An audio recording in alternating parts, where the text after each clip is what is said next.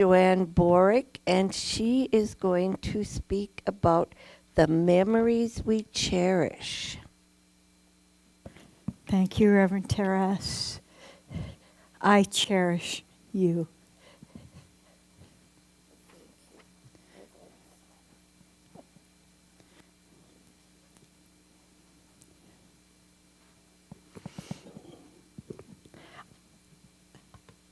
I know this is my podium because I got a cherry blossom.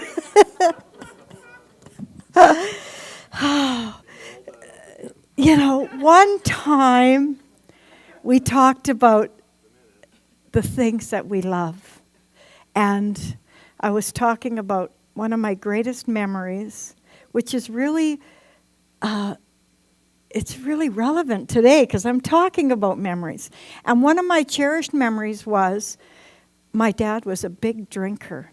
And that wasn't the memory. But the memory was when he would come home on a Saturday after he'd been drinking, he always brought a cherry blossom.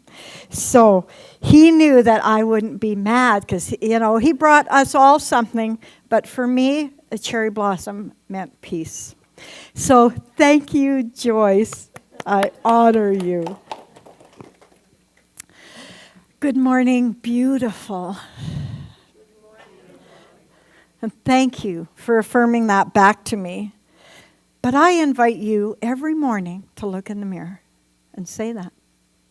Good morning, beautiful. Or for some of you, maybe you'd rather say, good morning, handsome. And for all of us, we could say, good morning, gorgeous. It might be a stretch. But it makes your soul happy. It resonates in your memory. It gives you good memories. And now we've set the stage for cherishing our memories. And good morning, gorgeous. I want to read you something that Ernest Holmes wrote 108 years ago. It was a political time in the United States. And so I want to read what he wrote. It says, and realizing the world is made up of people like myself, I bless the world, and I affirm that it shall come under the divine government of good, under the divine providence of love, and under the divine leadership of supreme intelligence. For thine is the kingdom, the power, and the glory forever. So once a month I write an affirmation. Mine was on September 9th, and I like to open with a quote from Ernest Holmes. But as I was writing my service for today, my talk, that kept coming up for me. So I think Ernest Holmes wanted us to hear that. Now I invite you to please join me in an opening affirmative prayer by going within, and if you choose, breathe deeply and slowly, and bring your hand to your heart center. And just feel that warmth as it penetrates your heart from your palm,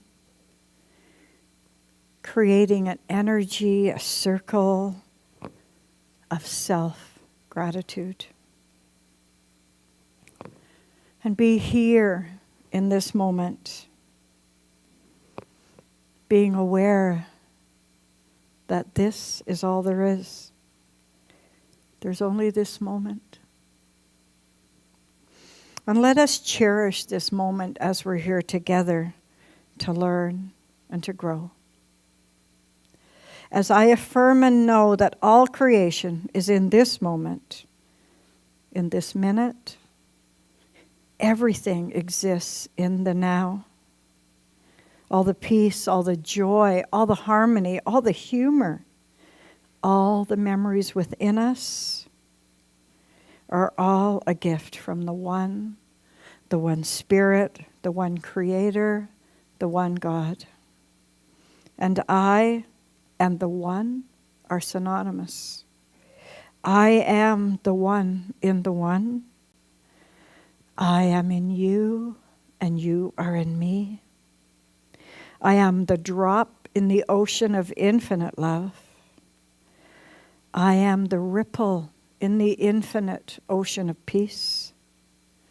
I am the drop in the wave of change. I stand tall and I move forward, metaphorically holding my arms open and my heart open to embrace all those who need to know they're loved, who need to remember the joyful moments, a time, a celebration, knowing that because there is only the now, we have the ability to cherish our memories through the lens of oneness, of love and peace. And we do. I am one, but I am the all in the one, and I make a difference. I speak these words in the first person, knowing that they are the truth for each person who claims this. And with loving thanks for the truth of the principles of the science of mind, for the truth that there's a power for good in the universe greater than I am, and I can use it for good, and I do. I release my word knowing it's already done, acted upon, and multiplied, overflowing. Return to me, complete, as we joyfully state, and so it is. So welcome to this Sunday morning. As we enter into this celebratory time, the day before Remembrance Day, we just had Thanksgiving. It's time for grieving too, and a time for celebrating. And I don't want to diminish wars because they're important. We have to learn from them. We have to grow from them. And that's one of the greatest gifts of memory, that it's something we learn from and something we grow from. For me, Remembrance Day, when I think about all those we lost in the wars, I think about all those I've lost in my life. And I believe that there's one thing in common. They don't want to be remembered for that reason. They want to be remembered for who they were, for what they did, for what they contributed, not for their ultimate death. Someone once said to me, we all die twice. It's really stuck with me. And I said, what does that mean? And they said, well, the first time is when your body dies, and the second time is when people stop telling your story. So I think that's what Remembrance Day is. It's keeping the memory alive. They say it in lots of different ways. They didn't die in vain, but I think that's what they mean. We keep the memory alive because we don't want to relive that. And I'm going to carry that theme through this whole time, right into mid-January. As we moved from Thanksgiving into Remembrance Day, let's move into more of a celebratory time. It's a time of challenge for all of us. Sometimes this Christmas season is so hard for people. But I'm challenging you to remember and cherish the memories and to change the energy around them. If this is a blue time for you, then I invite you to come and join us on December 9th for our Blue Sunday, where we'll light 7 blue candles for all the things we've lost this year in this life, whether it's a friendship, a health issue, a job, a person. Next week, Reverend Tress is going to talk about the gifts of a blessing. And that's part of what I want to choose to put in my messages too. Let's make memories together. Let's make cherished memories together through this self-appointed time of celebration, through remembering, through the baptismal blessing, through the Blue Christmas Sunday, the carol singing, the Christmas tree, the burning bowl ceremony. But you know, that's the greatest way to create memories is by ritual and ceremony. I think life should be a total party. I think we should have ceremonies all the time. I do weddings and funerals, and I call myself free spirit ceremonies. And so we're talking about memories, and I want you to know how important memories are. I was thinking a lot this year. I have a sister who's quite sick, and I was thinking about how can I make memories. And with the year end coming, and I started getting preoccupied with memories about my own family, about my own children. And to be honest, even a little fearful about how many opportunities I'm going to have to make more memories. I'm not a huge fan of New Year's resolutions, and I don't even think they make a change. But I like to set a challenge for myself to mark the new year. And you might remember that every January, we write a letter to ourselves with our intention for next year, and then we mail them to you so you can see how you've done, how far you are. Not that it's complete, but how far you've come. And we mail them to you. And for me, that was interesting results. Because I think, wow, what I said in January, that's not even close to what's important to me now. So this year, what I'm going to do, and I'm going to ask you to do, when we write our letter to ourselves, let's try to remember 5 amazing things that happened to this year. Instead of, what are we going to do next year? What are we going to celebrate from this year and take that into next year? And you might think that's really easy to remember, but I did it with my kids last year. I said, tell me 5 things you remember that we did as a family. And, they said to me, 5? 5 things? And, one of them came up with 2, and one of them came up with 1 that I wasn't even in. Because, memories have a way of becoming pretty vague. You can help a memory stick in your mind. I wish I had Wendy's memory. She remembers things that happened when she was 4 years old. I can't remember what I had for breakfast last Friday. But I think that's a conscious intention.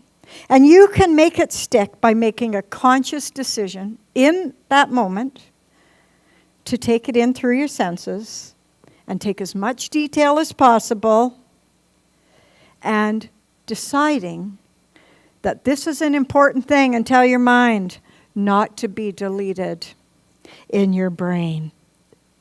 Because revisiting memories help you remember who you are.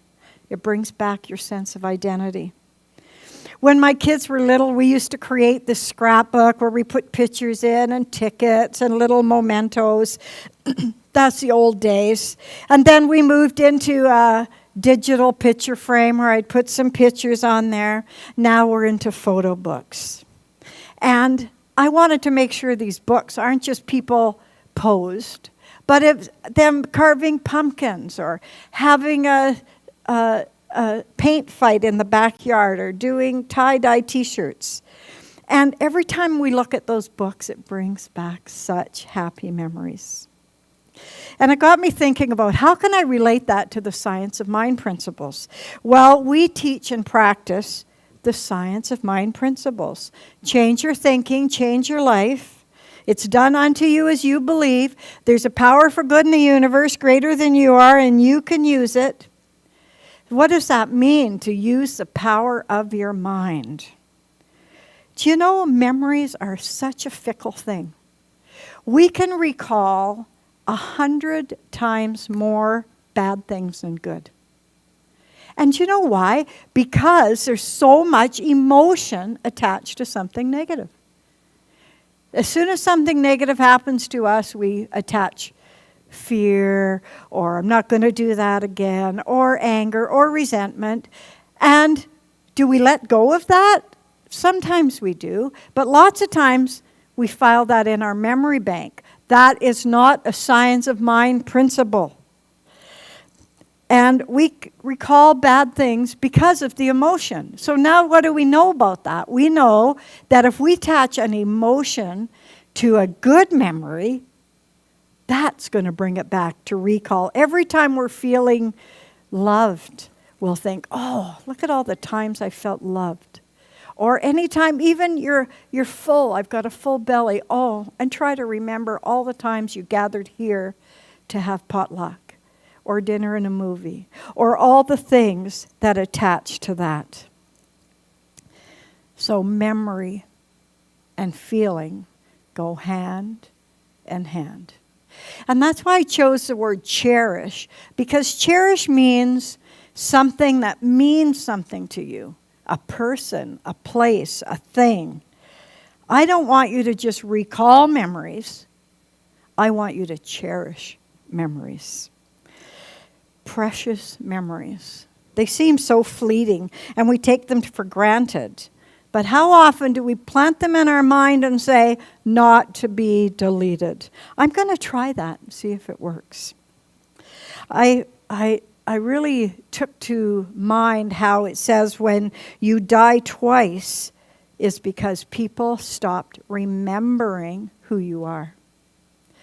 I look at that wall and I see Jane, and I see Gord's picture that's in a frame but not up there yet. And I see Ursula, and I see Edith, and I see, what is Jessica's mom's name? Ursula. And what's the other one? Ursula? And I see Eldon, and I see Mary, and I see Edith, and I see Jim, and I see Ernie. And every time I look at them, I bring them alive because I'm keeping their memory alive. I said Ernie last, didn't I? Oh, did I say Ernie? It's really important. Okay. So we're cherishing moments as they happen. And it makes you feel so thankful for being alive. But here's some ideas, not just not to be deleted. If you have a great memory that happened today, that happened this week, tell somebody. When we're having coffee, tell somebody a memory. That's one way to remember. We have many senses, and one of them is our talking. We remember that part of our brain. And when you tell the memory, tell them how it made you feel, an emotion. And the second thing we can do is write down your memories. Write down in a page how my day was, but more than how my day was, how did that make me feel? So that's another part of our brain that we activate when we write down.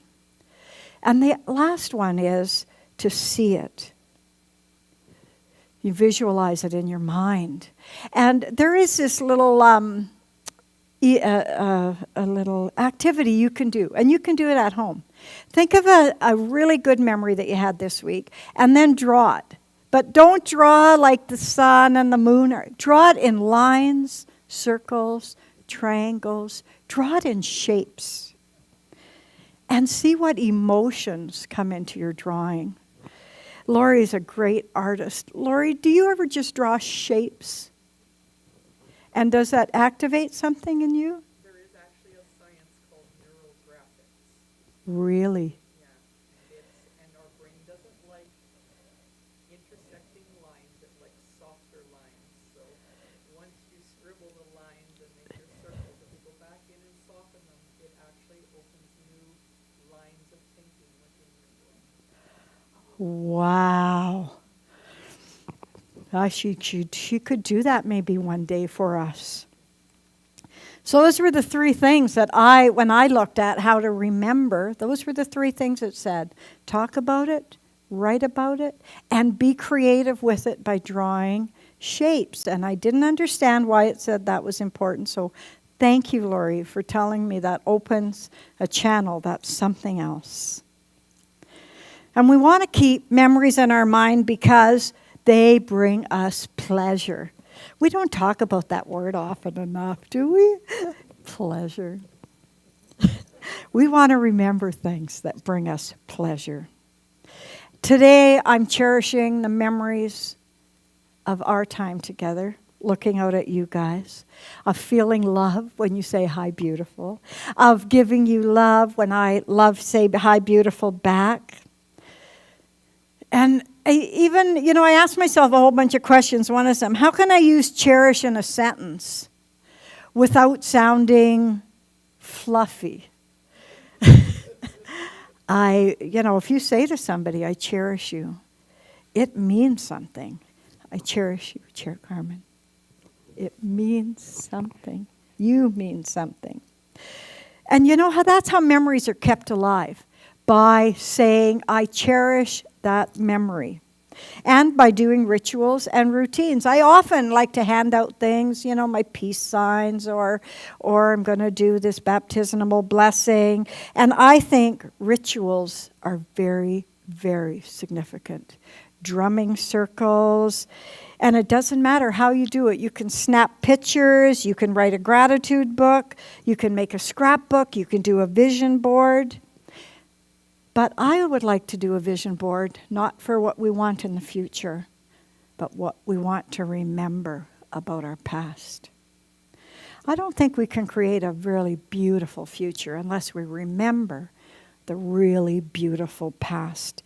As I look out today, I see people who have lost a significant loved one. And it's really a challenge sometimes to not let the sadness overwhelm you. To say, I want to just focus on the memories I cherish. And I hope that as the years go on, it's really new to both Linda and Linda. Isn't that incredible? Linda, you probably don't even know Linda. And you're both in that same energy right now of trying to rise above that sadness into this place of cherish. And maybe cherish by making an altar. It doesn't matter what you do, just do something that cherishes memories. Memories are something we laugh at. Sometimes we laugh at the memories that made us cry, and sometimes we cry at the memories that made us laugh. And that's all okay. But right now I want you to sit with me as we do a meditation, because I think there's lots of memories that we keep blocked in our past consciousness. This is a meditation that I did once, maybe with Carmen. It was Inner Child. And it talked about how so much of our past is hidden. And in this special meditation, we're going to use a huge boulder as metaphoric for our blocked, cherished memories. I'm going to play some music. There was something else I wanted to talk about. If you don't write it down, it just goes right out of your brain.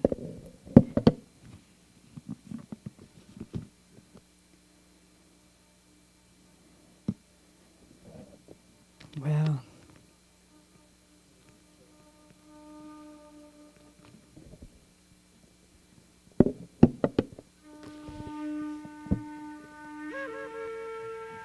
can you hear that?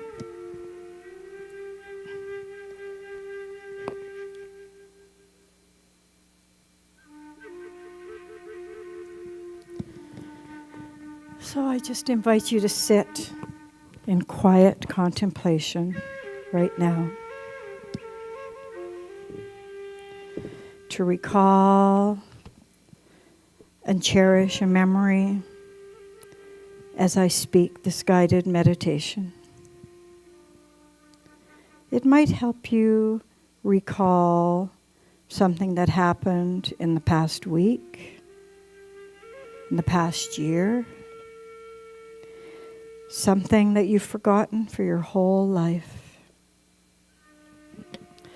Just close your eyes and allow your hands to rest gently on your lap, palms pointing up to the sky. Feel a warmth radiating through your palms as you focus on your own inner warmth, your inner strength, your inner wisdom.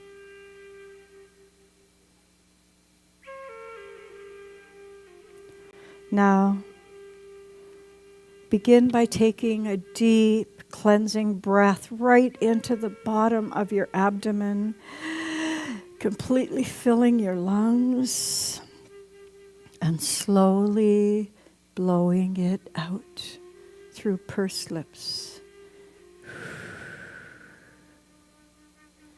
And once more.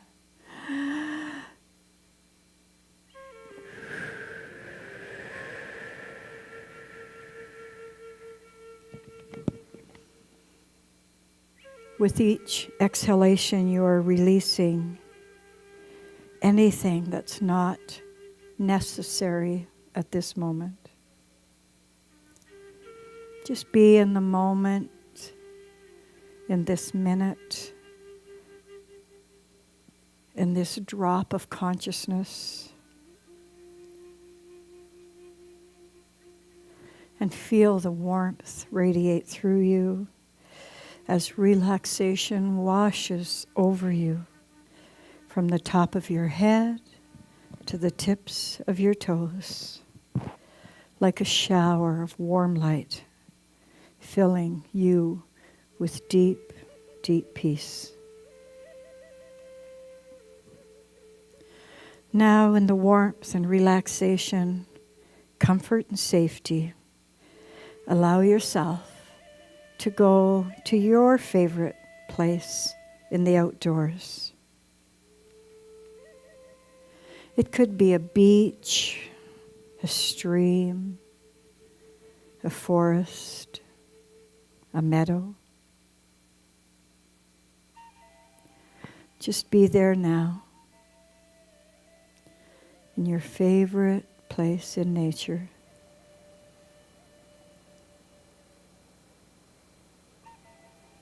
And as you look around, there, just off to one side, is a huge boulder. It's amazing how it just showed up there on that beach or in that field. It's just there. You don't need to know how it got there. Just acknowledge that it is there for you. This boulder represents the wall between you and some of your most cherished memories. Focus on the boulder and notice any colors that are radiating from it. Maybe there's some crevices. Notice the shape and the size. For some, it might be a small pebble. For some, it's as big as a house. And as you look at it and acknowledge that it's there for you, you begin to see a form of an aura around that rock. There's a light coming out all the way around. And just notice if it's a different color. It's shining out from behind the rock and peeking out on the sides and the top. The light is so bright and joyful and inviting. And you feel enticed to walk a little closer. And as you get closer, the vision that you see on the side of those rocks begins to take shape. Maybe it's the face of a child, a Christmas tree, an old car, your favorite horse. Some things are familiar and some things aren't. It's just barely peeking out from behind the rock. And as you approach that rock, there's a bench in front of you,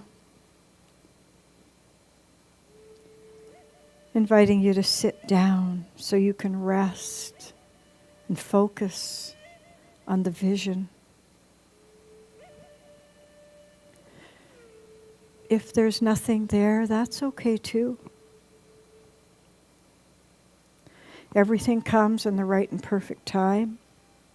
The answers will come in a day or a week, in the right time.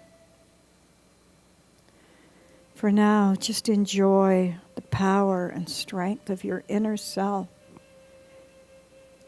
as you recognize memories, cherished memories, happy memories, just waiting for you to remember. This is your time. And I'm going to be silent now for a minute as I allow myself to ask the memories to come forward, that I'm willing and ready to experience them now. I'm ready to feel the joy.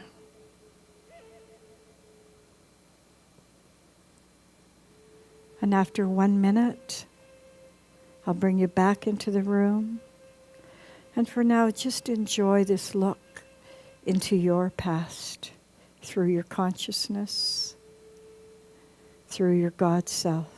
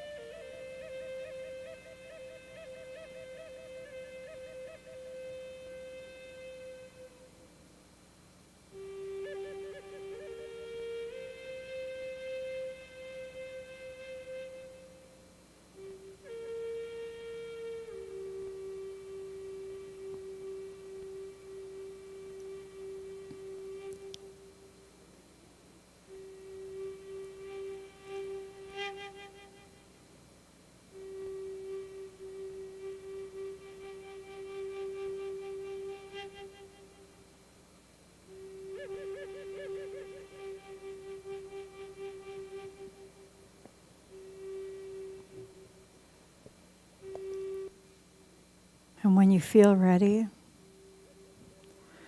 you can thank that boulder for protecting you from memories that might not have been so joyful, and for allowing you to go deeper into your consciousness and see the truth, the joy, the bliss around some of your childhood memories, your memories with family and friends. Life is so joyful. And now I invite you to stand up from your bench. And as you look left and right, you notice that boulder's gone. And in its place is the most brilliant, clear, iridescent light just there. Just you, just your God self. And as you turn your back, it follows you. So this light that you are, that you've hidden, that you forgot to cherish, has never left you. You just need to turn around to see it. It's there. It's you. I see it. Let's bring it to our fronts. Instead of behind us, let us look forward into cherished memories. Remember the joy planted in our consciousness, never to be deleted. As we tell someone, as we write about it, as we create it in geometric shapes, it becomes one with us. And when you feel ready, when you know you've made peace, you found joy, you can open your eyes. Thank you for honoring me with your willingness to use the science of mind to recall and cherish memories that nurture and support all our spiritual growth. In closing, I affirm and know that cherishing our memories is the greatest path to joy, peace, and self-awareness. There is only one power, one presence, one mind, the God mind. The creative mind in each of us is alive and well, and we can use it for good. With clear intention, I recall moments of contentment, moments of feeling safe and loved, and I take the time to allow those cherished memories to rise to the surface. All is well. I release my word knowing it is already done. Return to me complete and overflowing. And together we say, and so it is. I am Reverend Joanne Faith, Peace, and Love Boruck, and I cherish my time with you. Have a blessed week, and so it is.